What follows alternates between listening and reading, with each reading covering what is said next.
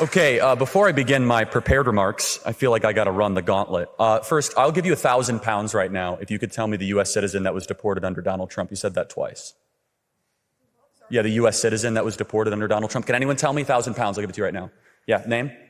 Wrong, not a U.S. citizen. Citizen El Salvador. Anyone else? U.S. citizen deported under Trump. Nope, that was a lie. You should know better than that. You go to Oxford. So that is a correction. Number two, can you tell me when it comes to Charlottesville, something that you said when Donald Trump said that there were people on both sides? He was actually talking about the statue debate, not what you said. So that's a hoax. That's line number two. You said that somebody over here said something about Pete Hegseth being nothing more than a TV host. You should also mention that he was a service member of the military. Nope. Sorry, I'm going to talk uninterruptedly. Thank you. Service member and was a decorated war hero. Funny you didn't mention that. Finally, the Donald Duck, really, what was that all about? What is this jar? I have no idea what you're talking about in the back of the room.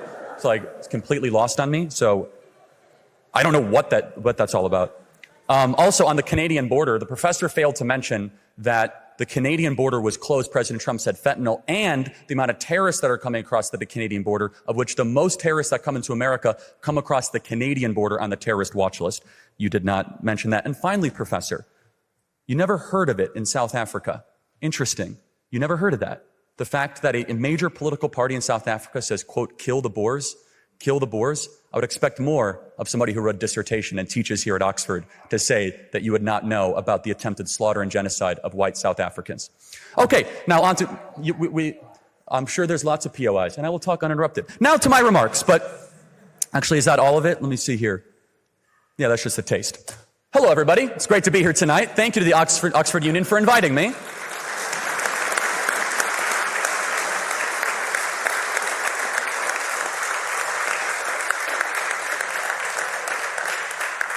I never went to university. I take that as a great compliment. So therefore, everyone who went to university should be able to run circles around me. You'll be the judge, but I'll do my best. Has Donald Trump gone too far? Well, I can nitpick at how vague that question is. What is too far exactly? Are his tweets too long? Can all of us even agree on what we're aiming at? I don't think so. The truth is this. If you dislike the West, and if you hate the West's values, if you think the West is evil fundamentally and deserves to be destroyed, then anything Donald Trump does basically short of surrender will be too far for you. If I was visiting this school 100 years ago, speaking in support of an American president, I think we would at least have some broad agreement on what a country's leader should be trying to do. But we don't anymore. I don't think it's because America's changed. In fact, I think it's because Britain has changed. From my perspective, Britain is one of the greatest countries in the history of the world. You were the country of Shakespeare, the steam engine, and Adam Smith. You defeated Napoleon. You destroyed the slave trade. You stood up to Hitler. My country, America, became great as it is because of what we inherited from you, from Britain. When I hear the slogan, "Make America Great Again," I'm also hearing, quote, "Return America to its British roots." Great Britain has everything in the world to be proud of. But when I look at Britain today, I see a country where the ruling elites are in a race to abandon the very values, the values that made them so great in the first place. I wish I could blame this all on labor, all on the left, but I can't. This country just had its 14th uninterrupted year of so-called conservative rule. And what did they conserve exactly? Well, they didn't conserve the ancient British rights to freedom of speech. In Britain today, 30 people a day are arrested for offensive posts on social media, according to the Telegraph. Praying silently within 600 feet of an abortion clinic can get you arrested in Scotland, as a 74-year-old woman named Rose just learned weeks ago.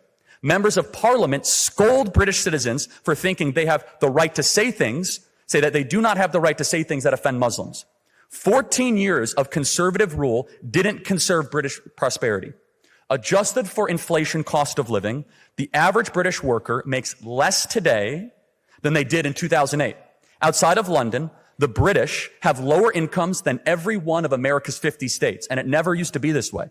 British industry pays 4 times as much for electricity as America does. You have the highest electricity rates in the world, a consequence of a choice of going net neutral. Nothing will kill a modern economy faster than high energy prices. And the country that invented the steam engine now has some of the highest energy prices on the planet. But above all, 14 years of conservative control didn't preserve the British nation. This country's conservatives thought it was their moral duty to allow anyone from the third world to move here. They didn't need to hold Western values. They didn't need to have useful skills. They could go on welfare immediately. Just last week, Keir Starmer announced he's changing the law to make sure immigrants who commit crimes are deported, because the conservatives never actually bothered passing that law themselves. The dying out of the British nation means the dying out of Christianity. When I was growing up, people would say that Britain was where America would be 10 or 20 years in the future. What they meant was that Britain was more left-wing than America, but we'd catch up eventually.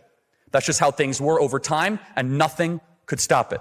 I don't hear people saying that anymore. Donald Trump is the reason why. Guides were published on TikTok explaining how to break into America. Say some magic words at the border, and nobody would stop you. Entire neighborhoods of American cities were turned over to migrants living on the dole. America was treated as a pile of wealth for the rest of the planet to plunder at will. Now that is all stopping. President Trump has cut border crossings, not 90%, not 99%, but 99.9%. For years, my country's leaders lied that the southern border was an unfixable mess. President Trump exposed them all as liars within weeks. If somebody breaks into your home, you don't fix the problem by closing your door and locking it. Things aren't fixed until the burglar is kicked out. And President Trump has been fighting harder than ever to make that happen. But I'd be happy if we fought even harder. Of course, illegal migration isn't the only threat facing America. Even though America's Constitution explicitly forbids racial discrimination, our government ordered people to do it anyway.